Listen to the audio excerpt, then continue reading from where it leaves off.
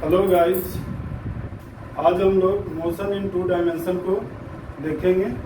इसके पहले का जो वीडियो है उसमें हम लोग मोशन इन 1 डायमेंशन देख चुके थे। आज हम लोग मोशन इन 2 डायमेंशन को देखेंगे। मोशन इन 2 डायमेंशन, इसी को बोला जाता है मोशन इन प्लेन या मोशन अंडर ग्रेविटी। ये तीनों एक ही नाम है, मोशन इन 2 डायमेंशन या मोशन इन प्लेन या मोशन अंडर ग्रेविटी। इसमें हम लोग देखते हैं प्रोजेक्टाइल के बारे में। प्रोजेक्टाइल क्या है, तो देखिए प्रोजेक्टाइल के बारे में देखिए। Projectile is the name given to a body thrown with some initial velocity of some angle with the horizontal direction and then allowed to move in 2 dimensions under the action of gravity alone। यदि कोई particle को हम लोग throw करते हैं, फेंकते हैं, तो क्या होता है, वो कुछ एंगल से यदि फेंकते हैं तो क्या होता है, वो इस तरह से एक पाथ कवर करता है जो 2 डायरेक्शन में होता है, एक एक्स डायरेक्शन में और दूसरा वाई डायरेक्शन में। तो लिखा हुआ प्रोजेक्टाइल क्या है, एक नाम है। Projectile is the name given to a body, किसी भी बॉडी का नाम है, क्या नेम है। Projectile is the name given to a body thrown with some initial velocity, यानी कुछ इनिशियल वेलोसिटी से हम लोग थ्रो करते हैं at some angle with the horizontal direction, यानी हॉरिजॉन्टल डायरेक्शन के साथ एक कुछ एंगल को बनाता है। And then allowed to move in 2 dimension under the action of gravity alone. यदि कोई पार्टिकल को हम लोग ऐसा थ्रो करते हैं तो ये नीचे जाता है, कुछ ऐसे इस तरह का पाथ बनाता है और नीचे जाता है। ये किसके कारण जाता है, तो ग्रेविटी के कारण जाता है। यदि ग्रेविटी नहीं रहेगा तो यदि हम लोग किसी भी पार्टिकल को थ्रो करते हैं तो वो सीधा चला जाएगा, लेकिन वो सीधा नहीं जाकर कुछ इस तरह का पाथ बनाता है, कर्व पाथ बनाता है। कर्व पाथ बनाने का कारण है मोशन अंडर ग्रेविटी, यानी ग्रेविटी के कारण वो नीचे आता है। The path follow by a particle is called trajectory। जो पाथ फॉलो करता है, यदि कोई पार्टिकल को हम लोग ऐसे थ्रो करते हैं इस तरह से, तो ये नीचे आता है। किसके कारण आता है, ग्रेविटी के कारण, mg के कारण आता है। और जो ये पाथ को कवर करेगा, इस पाथ को हम लोग क्या बोलते हैं, ट्रैजेक्टरी। इसको हम लोग क्या बोलेंगे, ट्रैजेक्टरी। इसका कुछ हम लोग एग्जाम्पल को देखेंगे। सम एग्जाम्पल्स फॉर प्रोजेक्टाइल, कुछ एग्जाम्पल हम लोग देखते हैं प्रोजेक्टाइल का। फर्स्ट में देखते हैं, ए particle dropped from the window of a moving train. यदि कोई पार्टिकल को हम लोग ट्रेन के विंडो से, जाने वाली ट्रेन की विंडो से यदि फेंकते हैं या रुका हुआ भी ट्रेन का विंडो से फेंकेंगे तो किस तरह का वो पाथ फॉलो करता है, कुछ इस तरह से कर्व पाथ को फॉलो करेगा। उस पाथ को हम लोग क्या बोलते हैं, ट्रैजेक्टरी।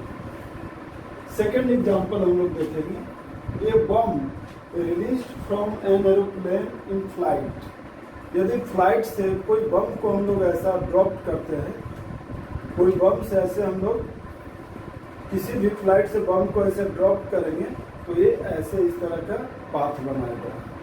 थर्ड हम लोग देखते हैं, ये bullet fire from A rifle. यदि राइफल से हम लोग किसी बुलेट को फायर करते हैं तो भी ये एक प्रोजेक्टाइल बनाएगा। फोर्थ में, a piece of a stone thrown in any direction. यदि कोई भी स्टोन पीस को थ्रू करते हैं किसी भी डायरेक्शन में, यदि हम लोग कुछ एंगल से इसको थ्रो करते हैं तो ये इस तरह का एक पाथ बनाएगा, कर्व पाथ बनाएगा, जिसको भी हम लोग प्रोजेक्टाइल बोलेंगे। ये iron ball thrown by an athlete. यदि एथलीट के द्वारा कोई आयरन बॉल को फेंका जाता है तो भी एक पाथ बनाएगा, कर्व पाथ बनाएगा, उसको भी हम लोग प्रोजेक्टाइल ही बोलेंगे। देखिए नेक्स्ट, ये jet of water using from A hole near A bottom of water tank. यदि किसी भी जेट से वाटर को हम लोग किसी भी वाटर टैंक में इशू कर रहे हैं, ये डालना है, तो वो भी एक क्या बनाएगा, एक कर्व पाथ बनाएगा, जिसको हम लोग क्या बोलेंगे, प्रोजेक्टाइल। इसको भी हम लोग क्या बोलेंगे, projectile.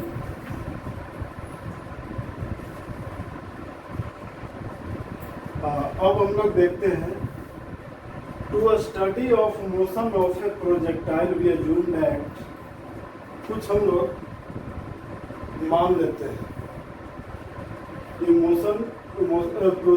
Motion of a projectile के लिए कुछ हम लोग मान लेते हैं। क्या मानते हैं, there is no frictional resistance of air, यानी कि कोई भी एयर रेजिस्टेंस नहीं है, ये हम लोग मानकर मोशन इन टू डायमेंशन में चलते हैं। सेकेंड देखिए, the effect due to rotation of earth and curvature of the earth is negligible, यानी कि अर्थ का जो रोटेशन है उसको भी हम लोग निग्लिजिबल मानकर चलते हैं। अर्थ का रोटेशन और कर्वेचर दोनों को हम लोग निग्लिजिबल मानकर चलेंगे। थर्ड नंबर में है, the acceleration due to gravity is constant in magnitude and direction at all point of the motion of projectile, यानी the acceleration due to gravity is constant, यानी जी का वैल्यू एक constant मानकर हम लोग चलेंगे। जी का वैल्यू हम लोग जी इक्वल टू 9.8 मीटर प्रति सेकेंड स्क्वायर होता है, जो हम लोग कांस्टेंट मानकर चलेंगे एट ऑल पॉइंट और ऑल डायरेक्शन। हम लोग नेक्स्ट पॉइंट को देखेंगे, a uniform velocity in the horizontal direction which would not change providing there is no air resistance, यानी कि कोई पार्टिकल को हम लोग प्रोजेक्ट करते हैं, यदि कोई पार्टिकल को हम लोग प्रोजेक्ट करते हैं तो हॉरिजॉन्टल डायरेक्शन में उसका वेलोसिटी चेंज नहीं होता। हॉरिजॉन्टल डायरेक्शन में उसका वेलोसिटी चेंज नहीं होगा। जैसे हम लोग 10 मीटर प्रति सेकेंड स्क्वायर 10 मीटर प्रति सेकेंड से कोई पार्टिकल को ऐसे फेंकते हैं, थ्रू करते हैं, तो 10 मीटर प्रति सेकेंड से ही ये ग्राउंड पर जाकर टकराएगा। जैसे हम लोग कोई पार्टिकल को 10 मीटर प्रति सेकेंड से इसको हम लोग थ्रो किए, ये ऐसा इस तरह से यहाँ आने तक 10 मीटर प्रति सेकेंड ही इसका स्पीड हॉरिजॉन्टल डायरेक्शन में होगा, ये चेंज नहीं होगा। नेक्स्ट पॉइंट है कि वर्टिकल डायरेक्शन में क्या होगा, वो वर्टिकल डायरेक्शन में इसका वेलोसिटी क्या होगा। तो यदि कोई पार्टिकल को हम लोग ऐसे थ्रो करते हैं तो वर्टिकल डायरेक्शन में पहले इसका स्पीड क्या होगा, घटते जाएगा, डिक्रीज करेगा। ये 10 मीटर प्रति सेकेंड है तो धीरे धीरे धीरे धीरे धीरे धीरे यहाँ पर आने के बाद ये 0 हो जाएगा और यहाँ के बाद फिर इसका स्पीड इंक्रीज करेगा।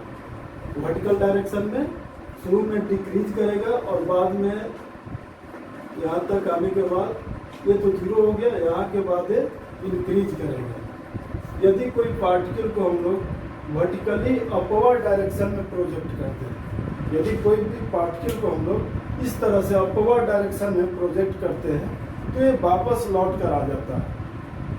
यदि ये 10 मीटर प्रति सेकंड से यदि हम लोग ऐसा प्रोजेक्ट किए तो ये इसका स्पीड धीरे धीरे धीरे धीरे घटता है। घटने के बाद ये एक पॉइंट पर इसका स्पीड 0 हो जाता है। जहाँ पर इसका स्पीड 0 होगा वो हाइट को हम लोग मैक्सिमम हाइट बोलते हैं, मैक्सिमम हाइट। और फिर यहाँ से नीचे आता है, किसके कारण?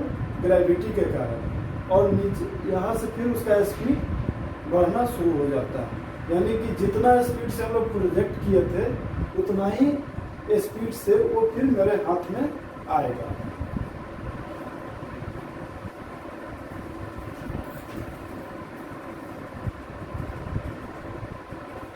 अब इसके आगे हम लोग नेक्स्ट वीडियो में angular projection of a projectile के बारे में हम लोग सीखेंगे।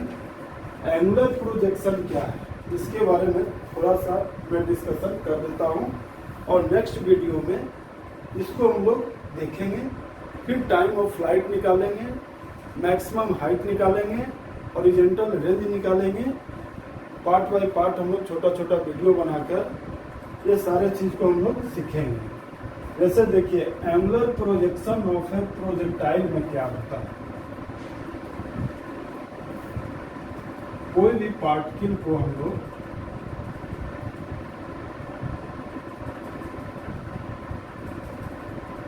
यू स्पीड से हम लोग प्रोजेक्ट करते हैं थीटा एंगल के साथ।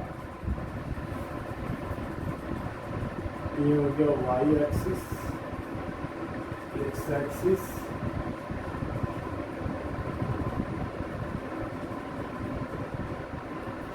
नीचे mg लगेगा।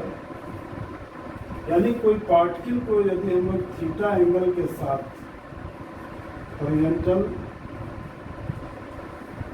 हॉरिजॉन्टल के साथ थीटा एंगल के साथ हम लोग प्रोजेक्ट करते हैं, तो जितना स्पीड से यहाँ से निकलेगा उतना ही स्पीड से यहाँ पर पहुँचेगा। यानी हॉरिजॉन्टल डायरेक्शन में इसका स्पीड चेंज नहीं होता है, लेकिन वर्टिकल डायरेक्शन में इसका स्पीड चेंज होकर यहाँ तक जाते जाते क्या होगा, 0 हो जाएगा। उसके बाद यहाँ से इंक्रीज करके ये यू स्पीड से यहाँ से निकला था तो यहाँ पहुँचेगा भी यू स्पीड से। ये सारे चीज़ को हम लोग पूरा थ्योरेटिकल देखेंगे। ये थ्योरी है, पूरा देखना पड़ता है। नेक्स्ट वीडियो में हम लोग इसको सारे चीज़ को अच्छे से सीखेंगे। Thank you.